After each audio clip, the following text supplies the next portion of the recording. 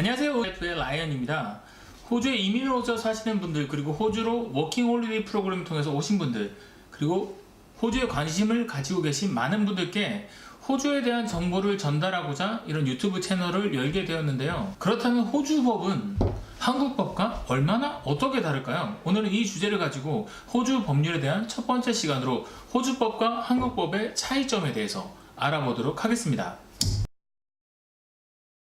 자, 먼저 로마에 가면 로마법을 따르고 한국에서는 물론 한국법을 따라야겠죠. 자, 이 법 가까이 하기에는 너무 어려운 것 같고, 그렇다고 멀리 하다 보면 필히 손해를 보게 되는, 자, 이 법에 관련해서 자, 호주에 사시는, 그리고 호주의 여러 가지 이유로 체류하시는 분들께 조금이나마 도움이 되길 바랍니다. 자, 호주는 한국과 같은 단일법 체계 국가가 아닌데요. 어렵게 말씀드리자면 호주는 보통법 국가이고, 한국은 성문법 국가라고 부르는데요.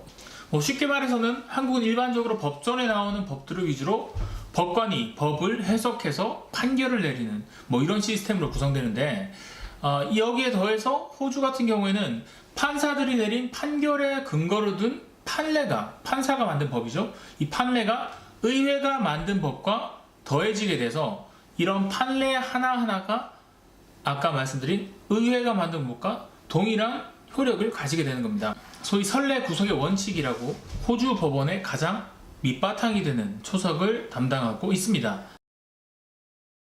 호주의 법을 이해하기 위해서는 먼저 호주, 영국, 미국, 캐나다 같은 이런 의회주의 국가들의 특징을 알면 좀 편하게 접근할 수가 있는데, 호주의 법 체계 역시 의회에서 제정한 법을 헌법의 바로 아래에 두고 그 뒤로는 regulation, rule, by rule 이런 식으로 법규, 규칙, 조례 이런 순으로 해가지고 한국과 비슷한 법률 내의 질서를 가지고 있습니다.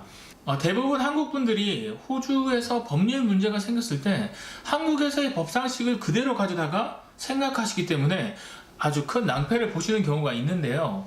호주는 아시다시피 연방제 국가로 연방법과 주법 이 두 가지 법 시스템이 아주 유기적으로 돌아가고 있는 것이기 때문에 한국보다 좀 더 복잡하다면 복잡하다고 볼 수 있습니다.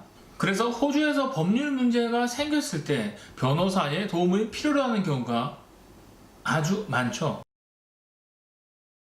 호주와 한국 법조계의 다른 점은 한국에 살면서 변호사를 만날 일이 그렇게 많지가 않아요. 민사나 형사 사건으로 해가지고 얽혀 들어가지 않는 이상 평범하게 살아가시는 분들이 변호사를 만나는 게 그리 쉽진 않습니다. 호주에서는 변호사를 크게 사무 변호사와 법정 변호사로 이렇게 크게 둘로 나뉘는데요. 사무 변호사 같은 경우에는 생활 속에서 발생하는 대부분의 사건에 대해서 법률 자문을 구할 수 있다는 점에서 쉽게 접근할 수 있는데요. 사무 변호사는 일반적으로 한국 변호사가 취급하는 통상적인 업무부터 한국 부동산 공인중개사, 그리고 법무사, 이민법무사, 그리고 특별한 교육을 더 받는다면 세무 변호사로서도 활약을 할 수 있게 되기 때문에 어떻게 보자면은 올라운드 플레이어죠. 네, 실제 호주 생활 곳곳에서 아주 자주 만나게 되는 서비스 직업 중에 하나입니다. 이렇게 다양한 법률 전반의 문제를 다루기 때문에 주로 대부분 사무 변호사들은 두 가지 혹은 세 가지 법에 아주 특화되어 있는 경우가 있고요. 스페셜리스트 변호사라고 부르기도 합니다. 그렇다면 이 사무 변호사가 사무만 보는 변호사냐? 또 그건 아니고요. 사무 변호사 역시 법정 출두 권한이 있습니다. 그러나 사안이 공판으로 접어 들어가게 되면은 특히나 상급 법원에서, 제가 말씀드린 상급 법원이란 카운티 코트나 슈프림 코트 같은 이런 상급 법원에서는 법정 변호사가 그 역할을 대신하게 되는데요. 일반적으로 법정 변호사는 법정에서 소송 대리인의 역할을 담당하고요. 먼저 사무 변호사를 만나셔서 전반적인 서류를 작성하시고, 그리고 재판을 준비하신 다음에 소송을 들어가기 전에 법정 변호사를 선임하게 됩니다. 자, 그렇다고 해서 법정 변호사가 사무 변호사보다 높은 단계인가? 라는 것인데요. 실제로는 사무 변호사를 수년간 한 후에 여러 가지 경험을 가진 변호사들이 주로 법정 변호사를 하게 되는데, 다 틀린 말은 아니네요. 네. 하지만 법대를 바로 졸업한 뒤에 바로 법정 변호사를 지원할 수도 있기 때문에 그렇다고 해서 큰 격차나 단계가 있다고 보긴 힘듭니다. 호주에서 어느 정도 살다가 보면 특히 자신을 보증할 때나 문서 뭐 따위의 공증을 받게 되는 경우가 자주 생기는데요. 특히나 네, 영주권 신청할 때 아니면 비자 신청할 때 뭐 이런 경우죠. 네, 이럴 때 JP라고 Justice of Peace라고 하는데 뭐는 이제 이게 영국의 오래된 치안 판사제를 따라한 것으로 호주에서는 지금 명예직이고요.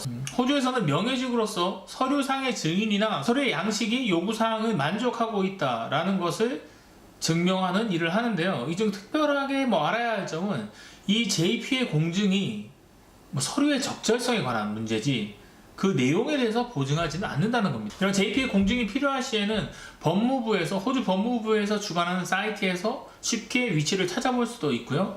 그리고 네, 구글에서 쉽게 자신이 살고 있는 동네 이름과 JP라고 이렇게 치시면은 가장 가까이에 있는 JP의 위치를 찾을 수가 있습니다. 먼저 연락을 취하신 후에 뭐 텍스트나 아니면 전화를 통해서 연락을 취하신 후에 시간을 예약을 먼저 하신 후에 그리고 방문하시고 서류를 같이 가져가셔서 사인을 받으시면 됩니다. 자, 때로는 은행이나 약국 그리고 뭐 경찰서에서도 JP가 상주하는 경우가 있는데요. 필요하신 경우에는 한 곳에서만 JP를 찾을 수 있는 게 아니기 때문에 다른 여러 곳에서 JP를 만나실 수 있습니다. 자, 오늘은 호주법과 한국법의 다른 점에 대해서 정말 간략하게 알아보았고요. 그리고 호주에서 변호사들이 어떤 일을 하는지에 대해서 또 알아보았습니다. 재밌게 보셨다면 구독과 추천 부탁드리고요. 오지 라이프 채널에서 저 라이언은 호주의 전반적인 법률과 호주에 살면서 겪게 되는 법적 문제에 대해서 알려드리고 있습니다. 다음 시간에 뵙겠습니다. 감사합니다.